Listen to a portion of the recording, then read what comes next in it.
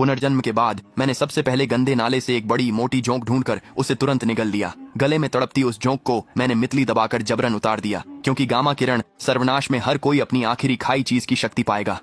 किसी ने मगरमच्छ का अंडा खाया और 100 मीटर लंबे दानव में बदलकर सब कुछ निगलने लगा। दूसरे ने चिकन विंग्स खाकर फीनिक्स की शक्ति पाली और आसमान में उड़ने लगा। पिछली जिंदगी में मैंने सूखा चूहा खाया, ऐसे चूहे में बदला जिसे सब मारना चाहते थे और अंत में किसी जानवर ने कुचल दिया।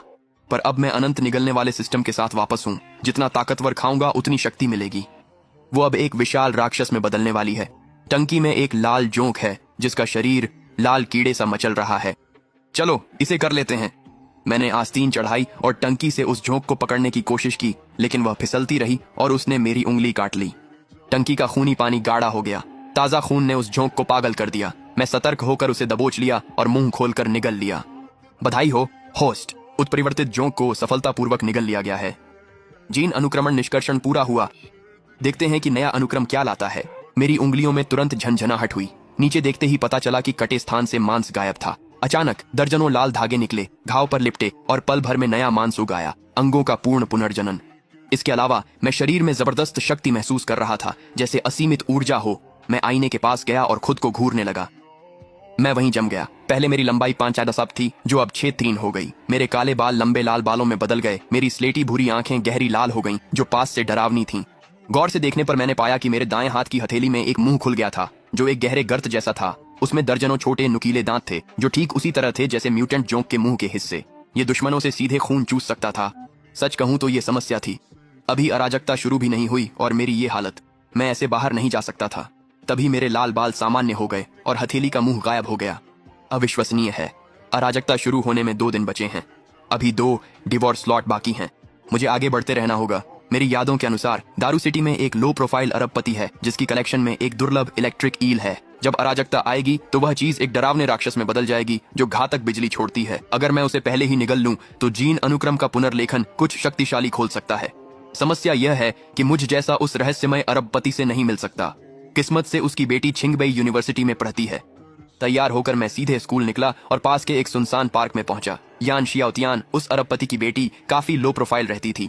अपने अमीर होने की पहचान छुपाने के लिए वह स्कूल के बाद यहाँ पैदल आती और यहीं से उसे पिक किया जाता था। जब मैं पार्क पहुंचा तो मैंने थोड़ी दूरी पर एक बेहद आकर्षक शख्सियत को खड़ा देखा। उस लड़की के पास एक अलग ही आभा थी, जैसे कह रही हो मेरे पास मत आओ। और तभी एक रोल्स रॉयस आकर रुकी।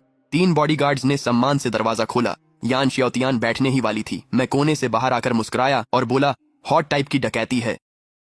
मेरा मतलब है किडनैपिंग। यान शियाओतियान बेअसर रहा, जैसे मैं कोई खतरा ना हूं। सच भी है, ये तीनों बॉडीगार्ड्स कोई मजाक नहीं थे। पूर्व सैनिक। कठोर चयन प्रक्रिया से गुजरकर इन्हें उसकी निजी सुरक्षा के लिए चुना गया था। मुख्य बॉडीगार्ड मुझ पर झपटा।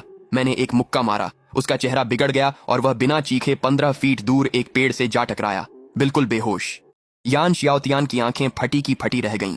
बाकी 2 बॉडीगार्ड्स जो कूदने ही वाले थे, पूरी तरह जड़ हो गए। भाई, एक मुक्के में बंदा 15 फीट उड़ गया। ये बंदा आखिर है क्या? सच कहूं तो मैं खुद भी थोड़ा हैरान था। मुझे पता ही नहीं था कि मैं इतना ताकतवर हूं। फिर मैं आराम से रोल्स रॉयस के पास गया और उसे हल्के से लात मारी। धड़ाम, पार्किंग ब्रेक खुल गया। रॉयस 10 फीट दूर सड़क पर फिसल गया। साइड का दरवाजा पिचक गया और सन्नाटा छा गया। यान शियाओतियान सन्न रह गया। दोनों बॉडीगार्ड डर कर गिर पड़े। मैं उन्हें छोड़ सीधे यान शियाओतियान के पास गया। यान शियाओतियान ने थोड़ी कांपती आवाज में कहा, तुम मुझे लूटने आए हो या अगवा करने? पापा, यान नांजी को फोन कर कलेक्शन की दुर्लभ इलेक्ट्रिक ईल मंगवाओ। लड़की के बदले ईल, सीधा सौदा। यान शियाओतियान की भौहें गहरी सिकुड़ गईं।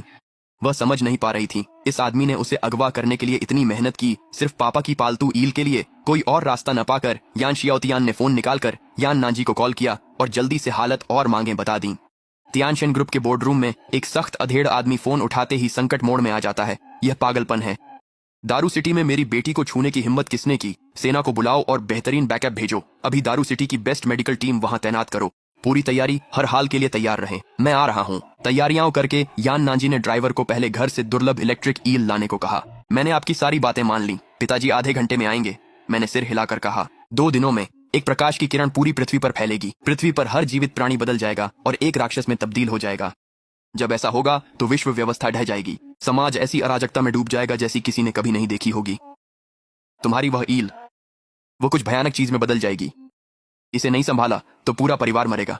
मैं ये ईल मुफ्त में नहीं ले रहा, बस ये चेतावनी तुम्हारी जान बचा सकती है। सौदा ठीक है, ये सब पागलपन भरा है। यान शाओतियन मुझे पागल समझकर घूरती रही और सिर हिला दिया। मैंने बहस नहीं की, बल्कि मैंने दाएं हाथ को बाएं पर घसीटकर काट दिया। फिर उंगलियों से लाल धागे निकले और घाव भर दिया जैसे कुछ न हुआ हो। बॉडीगार्ड्स डर गए और यान शाओतियन सन्न रह गई। तुम्हारा कारोबार दारू सिटी में है, अफरा तफरी मची तो सामान जल्द खत्म होगा। भरोसा है तो मेरे साथ चलो, मैं तुम्हें जिंदा रख सकता हूँ। महारथियों को भी खाना पानी और जरूरतें चाहिए होती हैं, मैं भी वैसा ही हूँ। इस दुनिया में अकेले कभी भी सही फैसला नहीं होता।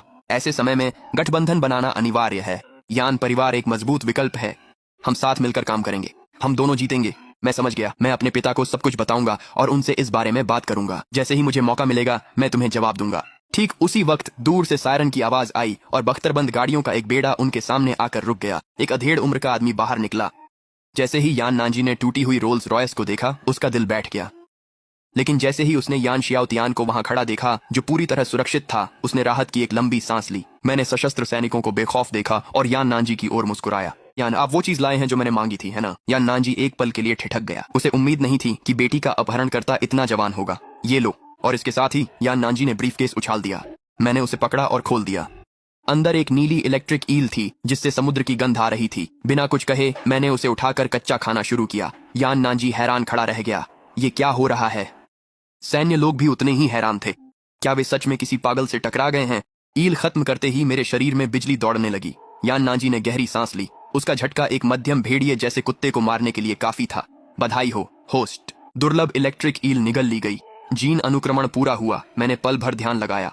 मेरे छोटे काले बाल तुरंत लंबे लाल हो गए और आंखें फिर से गहरी लाल हो गईं। मैंने एक उंगली आगे बढ़ाई और एक रक्त गोला संकेंद्रित किया, फिर उसे हवा में फोड़ दिया। जैसे ही किसी भी सैन्यकर्मी ने उससे संपर्क किया, उनके शरीर में जबरदस्त बिजली का झटका दौड़ गया। वे सभी जमीन पर गिर पड़े और बेहोश हो गए। सिर्फ यान शियाओतियान और यान नांजी ही खड़े रह गए, पूरी तरह से सुरक्षित। मैंने उन दोनों की ओर एक नजर डाली, फिर अंधेरे में चुपचाप गायब हो गया। अंधेरे अराजकता शुरू होने में अब एक दिन से भी कम समय बचा है। एक स्लॉट बचा है। शुरू होने से पहले इसे खत्म करना है। तभी मुझे एहसास हुआ, दारू सिटी के चिड़ियाघर में एक खास बाज था। उसके पंख लोहे जैसे सख्त थे और वह तेज चीख निकाल सकता था। मेरे पास रक्त से जुड़ी शक्तियां थीं, मेरे पास बिजली थी, कमी सिर्फ उड़ने के तरीके की थी। अगली सुबह मैं दारू सिटी के चिड़ियाघर में बाज के पिंजरे पर गया और वहां पहुंचते ही मैं दंग था। वह बाज म्यूटेट हो चुका था। उसके काले पंख ब्लेड जैसे थे जो ठंडी और रूह कंपाने वाली चमक बिखेर रहे थे। उसकी आंखें सांप जैसी ठंडी और तेज थीं और वह मशीन की तरह अपनी चोंच लोहे के पिंजरे पर मार रहा था। और कुछ ही पलों में वह पिंजरा तोड़कर सीधा मेरी ओर आ गया। मेरी पुतलियां एकदम सिकुड़ गईं।